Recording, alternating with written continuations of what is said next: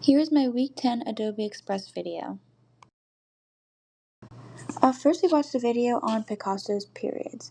These periods relied on a very realist and representational techniques and stick to traditional themes that included allegorical tales and religious imageries. Picasso was looking heavily to his heroes such as Goya and El Greco. He also incorporated aspects such as extreme light sources and dark values in some pieces. First was Picasso's blue period from 1901 to 1905. Blue was seen as a dominant hue. Accents of complementary hues were also used sparingly in these pieces during this time, and Picasso would incorporate blue as a functional and symbolic sense. The symbolic use would give a sense of death and mourning. Picasso connected with this period because it took place after one of his best friend's death. These pieces were not entirely blue. They would have a complement of orange to make a stark image. Picasso would use synthetic coloring of blues that created a richness and acidity instead of having an earth-like picture.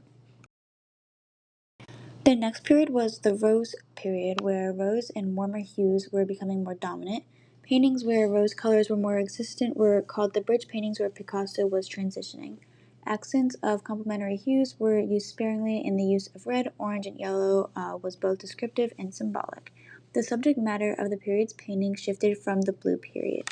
Picasso was hanging out with the avant-garde crowd in Paris, where most of the group were a part of the carnival. The use of a warmer palette gives the viewer a different psychological effect on the emotion from the painting. At the end of this period, you begin to see the incorporation of the mask, which creates the idea of someone being someone they are not. The last period is the African period from 1907 to 1909. Angularity in features and faces were more mask-like and had hollowed black eye sockets. This marked the beginning of a radical departure in style and incorporated a red and brown palette. Picasso also drove into the idea of ready-made, which was where you would take found objects and combine them together in a new presentation to create a specific image.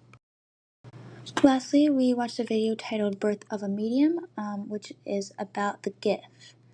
So the GIF is a photograph that is still live. You can play around and create any type of image you are looking for. It was encoded into a single image file from multiple different frames. The first GIF came out in 1987, and you were able to make them on your own.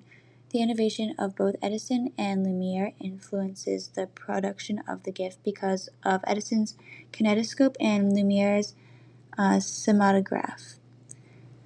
Due to their inventions, they indirectly influence the development of the GIF and help with its overall format.